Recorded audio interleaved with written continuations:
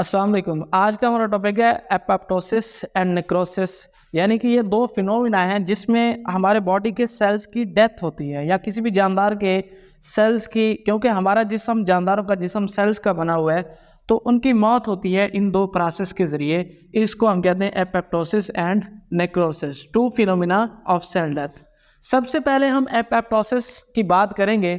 देखिए, word death पढ़कर आपने परेशान नहीं होना, ये हमारे अंदर हर वक्त हो रहा है। हर वक्त तकरीबन बॉडी के अंदर खरबों सेल की डेथ हो रही है।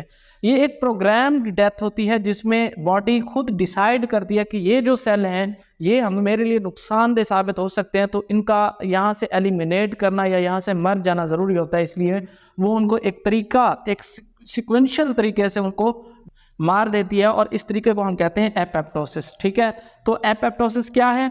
Main type of programmed cell death. Cell की एक प्रोग्राम के तहत एक मेन टाइप है जिसमें सेल एक प्रोग्राम के तहत अपने आप को मार देता है। ठीक है, इसका बॉडी को ज़्यादातर फायदा होता है। ठीक है, अब इसमें इवेंट्स क्या होते हैं? सेल ऐसा तो नहीं है कि उसका कोई गला होगा, गला दबा देंगे और वो मर जाएगा, ऐसा बिल्कुल नहीं है। Cell is the basic structural and functional unit in organism. सबसे छोटी जिंदा चीज़ होती है हमारे अंदर, और ये इकाइयाँ होती हैं। जैसे ये बिल्डिंग ईंटों की बनी हुई है, तो हमारा जो जिस्म है वो सेल का बना हुआ है। अब सेल के अंदर कुछ स्ट्रक्चर होती हैं जो आप चौथे चैप्टर में हम पढ़ के आए हैं, कि जैसे कि ये हमारे पास एक सेल है, तो सबसे बाहर एक मेम्ब्रेन उसको ढांकती है, इसको हम कहते हैं सेल मेम्ब्रेन। दरमियान में न्यूक्लियस होता है, और अंदर से ना एक नेटवर्क होता है जो प्रोटीन का बना होता है, जिसको हम कहते हैं साइटोस्केलेटन, जो अंदर से इस सेल को सपोर्ट करता है और इसकी शक्ल को बनाता है, बरकरार रखता है, सपोर्ट का काम करता है। तो सेल जब मरता है, अपने आप को मारने का पूरे इवेंट से गुजरता है, तो सबसे पहले ये अपने इस कुछ एंजाइम के जरिए इस साइटोस्केलेटन को तोड़ेगा। जब ये साइटोस्केलेटन टूट जाएगा तो इंटरनल जो सपोर्ट मिल रही थी सेल को, अब वो नहीं होगी। जब इंटरनल सपोर्ट नहीं होगी तो सेल सिकुड़ जाएगा, न्यूक्लियर मेम्ब्रेन भी टूटना शुरू हो जाएगी। फिर न्यूक्लियर मेम्ब्रेन के टूटने के बाद सेल में बिल्कुल श्रिंक हो जाएगा, और ये जो सेल मेम्ब्रेन है ये कुछ कुछ कंटेंट्स को अपने अंदर लेकर कुछ थोड़े थोड़े उभार पैदा कर देगी, जिनको हम कहते हैं ब्लेब्स। अब ये उभार जो है ये एपोप्टोटिक बॉडीज कहलाती हैं। फिर ये जब सेपरेट होते हैं, यहाँ से रिलीज होते हैं, तो ये उभार या एपोप्टोटिक बॉडीज, जिनको ब्लेब्स कहा है हमने, ये दूसरे सेल्स की खुराक बन जाता है। इसी बात को हमारी बुक में कैसे लिखा है कि एपोप्टोसिस कैसे होती है? पहले सेल श्रिंक होता है, बिकम अराउंड, सेल अराउंड हो जाता है due to the breakdown of cytoskeleton by enzyme. ये जो साइटोस्केलेटन अंदर से सपोर्ट कर रहा था सेल को, उसके टूटने की वजह से, और उसको कौन तोड़ता है? उसको एक एंजाइम तोड़ता है। समझ आ गई है? Chromatin undergoes condensation. जो न्यूक्लियस के अंदर क्रोमैटिन मटेरियल होता है वो मजीद सिकुड़ जाता है, इकट्ठा हो जाता है, न्यूक्लियर इन्वेल्व ब्रेक हो जाती है, न्यूक्लियर इन्वेल्व जो होती है वो टूट जाती है। फिर क्या होता है? Nucleus spreads. न्यूक्लियस जो है वो उसका जो मटेरियल होता है, यहाँ पर न्यूक्लियर मटेरियल लिखना था, ठीक है, न्यूक्लियर मटेरियल जो होता है वो स्प्रेड हो जाता है। फिर सेल मेम्ब्रेन इन चीज़ों को अपने अंदर फोल्ड कर लेती है कुछ को, तो cell membrane makes irregular bodies, buds. तो वही सेल मेम्ब्रेन इन चीज़ों को अपने अंदर लेकर को बेतरतीबी सी, बेढंगी सी कुछ उभार बना देती है, बर्ड्स बना देती है, जिनको हम कहते हैं ब्लैब्स।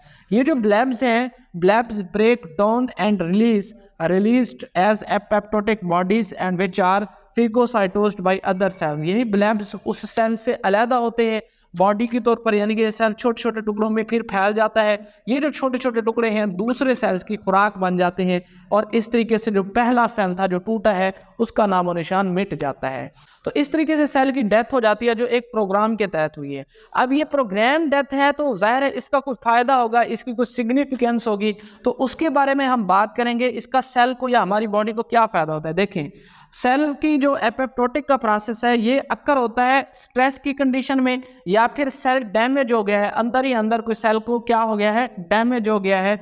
तो उस वक्त वो सेल जो स्ट्रेस में चला गया है या डैमेज हो गया है, जिसको कुछ न्यूट्रिएंट्स की कमी हो गई है या किसी वजह से वो डैमेज हो गया है, तो वो सेल नुकसान दे सकता है, इसलिए उसका मर जाना बेहतर होता है। फिर ये जो एपोप्टोसिस का प्रोसेस है ये रिमूव डैमेज सेल, ये डैमेज सेल को निकाल देता है, इसे हम रिमूव कर देते हैं, preventing getting further nutrients and prevent infections. तो वो सेल जिसकी हमने एपोप्टोसिस के प्रोसेस से जो गुजरता है, तो उस सेल के न्यूट्रिएंट्स को रोक लिया जाता है, है जब न्यूट्रिएंट्स नहीं जाएंगे तो फिर उसके अंदर एपोप्टोटिक का प्रोसेस शुरू हो जाएगा और उस सेल की डेथ हो जाएगी। इसकी मिसाल है हमारे अंदर इंसान की अगर बात करें, for example during the formation of finger, हमारी जो उंगलियां बनती है, जब बच्चा पैदा होता है, जब बच्चा माँ के पेट में होता है तो उसके ये हाथ होते हैं ना, उनके दरमियान ये जो उंगलियां हैं उनके दरमियान में गोश्त होता है। जैसे आपने बतखों का देखा होगा पानी में तैर रही होती है तो उनके पंजे में दरमियान में झिल्लियां होती हैं, हमारे भी होती हैं।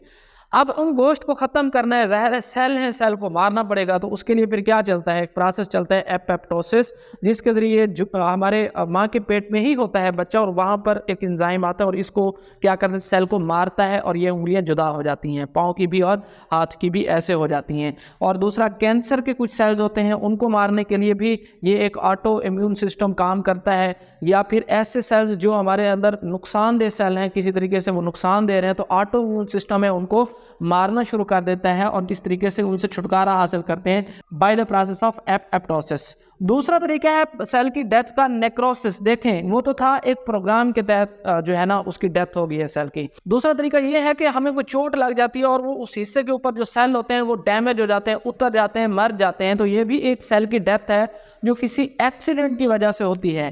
Accidental death of cells and living tissues, कोई भी लिविंग टिश्यू है या सेल है जो किसी ऐसे हादसे की वजह से जिसकी डेथ हो गई है, तो इसको हम कहते हैं नेक्रोसिस। नेक्रोसिस क्या होती है, एक्सीडेंटल डेथ होती है।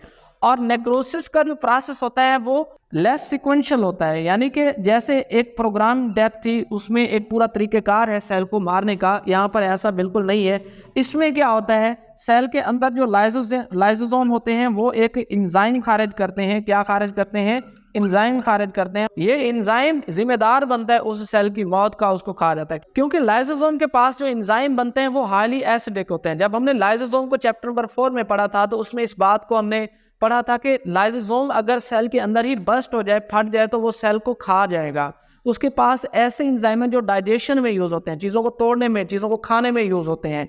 तो इसलिए फिर जब सेल डेथ होती है, कोई इन्फेक्शन हो रहा है वहाँ पर उस जगह के ऊपर, तो उस इन्फेक्शन को रोकने के लिए ये एंजाइम खारिज होगा और सेल को मार देगा। इस तरीके से उस इन्फेक्शन के ऊपर कंट्रोल पा लिया जाता है और सेल को मार दिया जाता है। So this is the process of apoptosis and necrosis. इसमें किसी बात की समझ नहीं तो आपने सवाल पूछना है, ये लॉन्ग क्वेश्चन में भी आता है और शॉर्ट क्वेश्चन भी बार बार पूछा जाता है। वस्सलाम।